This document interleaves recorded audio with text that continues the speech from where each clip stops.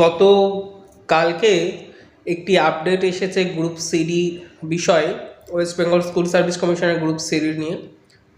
সেখানে আমরা আগেই যে ভিডিওটি করেছিলাম সেখানে বলেছিলাম বেশ কিছু ক্যান্ডিডেটের ক্ষেত্রে ছবিতে সিগনেচার থাকছে না, এই সমস্যাটা দেখা যাচ্ছে। তো তার সলিউশন আমরা সেদিন পুরোপুরি আপনাদেরকে বলতে পারিনি, বা আমরা নিজেরাও জানিয়েছিলাম যে সেই সলিউশনটা কী হবে তা আমরা জানি না। ইতিমধ্যে স্কুল সার্ভিস কমিশনের পক্ষ থেকে ঘোষণা করা হয়েছে যাদের এই ধরনের সমস্যা রয়েছে তারা পরীক্ষার দিন সকাল 10টার মধ্যে সকাল 10টার মধ্যে নিজস্ব যে ভেন্যু রয়েছে অর্থাৎ পরীক্ষার যে সেন্টার রয়েছে সেখানে পৌঁছে যাবেন। সাথে সমস্ত ডকুমেন্টস অরিজিনাল নিয়ে যাবেন, স্পেশালি আধার কার্ড এবং ভোটার কার্ড। এবং সেখানে গিয়ে আপনি ছবিও নিয়ে যাবেন অবশ্যই।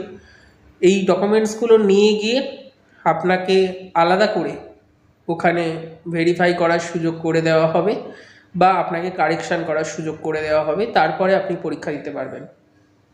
সকাল 10টার মধ্যে পরীক্ষা শুরু হচ্ছে, বেলা 12টায় বা দুপুর 12টায় আপনি বলতে পারেন, কিন্তু এই কাজটি করতে হবে সকাল 10টার মধ্যে পরীক্ষার ভেন্যুতে উপস্থিত হয়ে।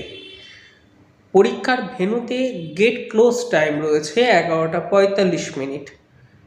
11টা 45 মিনিট পর্যন্ত পরীক্ষার্থীরা ভেতরে প্রবেশ করতে পারবেন।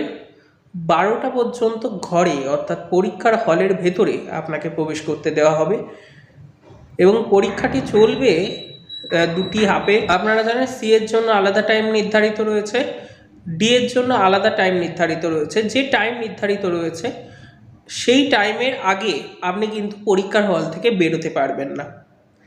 আরও একটা আপডেট আপনাদের জানিয়ে রাখি, কদিন ধরেই আমি সোশ্যাল মিডিয়ায় লক্ষ্য করছি একটি ভীষণ চর্চিত বিষয়। কিছু জন এই পোস্টটা করছে, ম্যাক্সিমামই আমি বলতে পারি যে তারা দাবি করছেন যে জুতো পরে যাওয়া যাবে না, স্লিপার পরতে হবে বা হাওয়াই চটি পরতে হবে। আমি তাদের শুধু একটুখানি মনে করিয়ে দিতে চাই যে আরআরবি এনটিপিসির ক্ষেত্রে বা সেন্ট্রালের যে কোনো এক্সামের ক্ষেত্রে এর থেকেও কড়া পদক্ষেপ কিন্তু নেওয়া হয়। আমার মনে হয় যারা এই বিষয়টা নিয়ে অত্যাধিক জলঘোলা করছেন বা সোশ্যাল মিডিয়াতে পোস্ট করছেন, আমার মনে হয় তারা খুব একটা পরীক্ষা দেন না।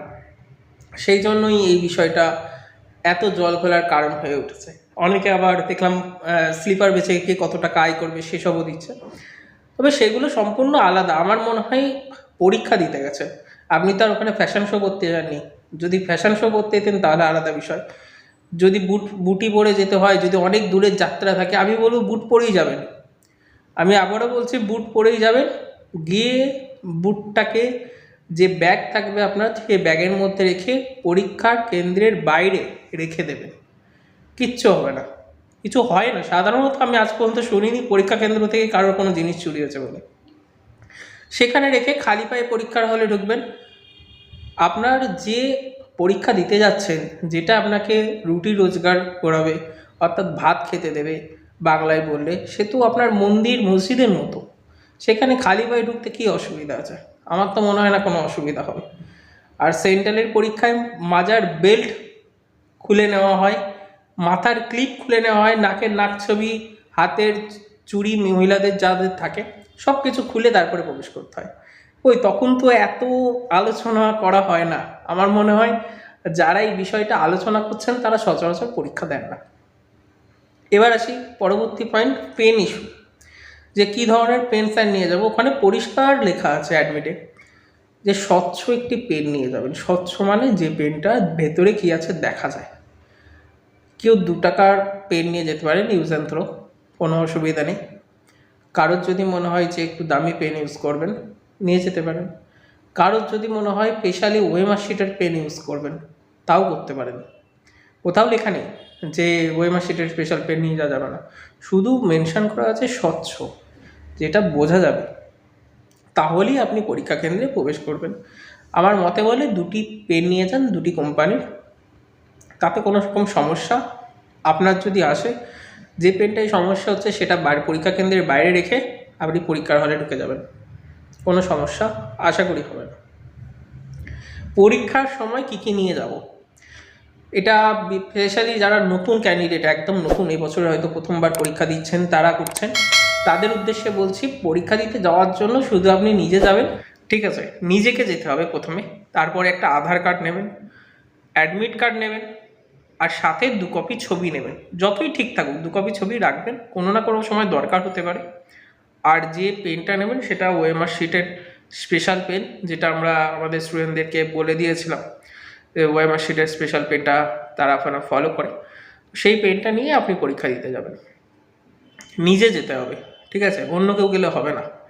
এইটা ফার্স্ট এবং লাস্ট কথা।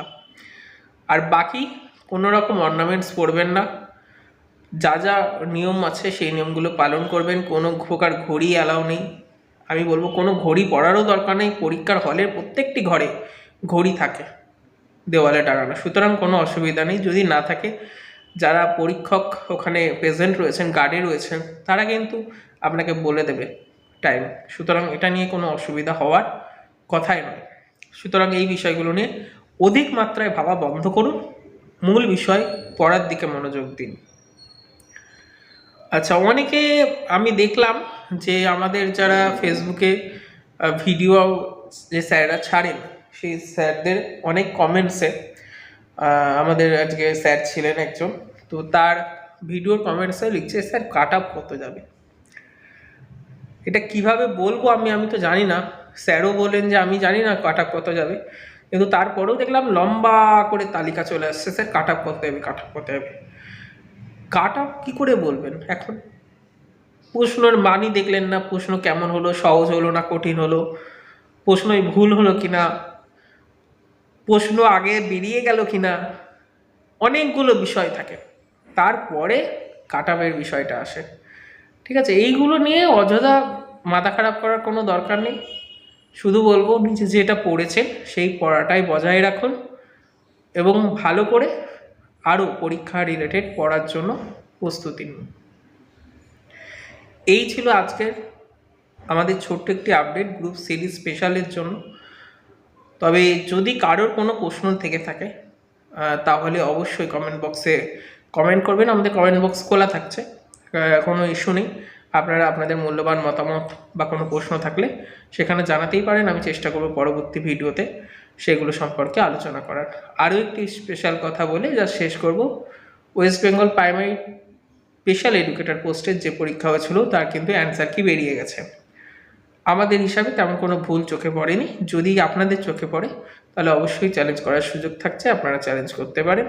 আমাদের হিসাবে কোনো ভুল চোখে পড়েনি এবং আমাদের যারা স্টুডেন্ট ছিল তারা মোটামুটি ভালোই স্কোর করছে বলে আমার কাছে এখনও পর্যন্ত যা এসেছে তাতে ভিত্তিতে। তবে এখন যেহেতু সামনে সিরি রয়েছে, আমরা এই বিষয়টা নিয়ে আর বিস্তারিত বলতে চাইছি না। সিরি পরীক্ষাটা হোক, তারপরে বিষয়টা নিয়ে আরও আপনাদের সঙ্গে কথা হবে। সকলে ভালো থাকবেন, মন দিয়ে পরীক্ষা দেবেন। ধন্যবাদ। এই রকম ভিডিও দেখার জন্য আমাদের চ্যানেল সাবস্ক্রাইব করুন। ভালো লাগলে লাইক করুন, কোনো প্রশ্ন থাকলে কমেন্টস করুন।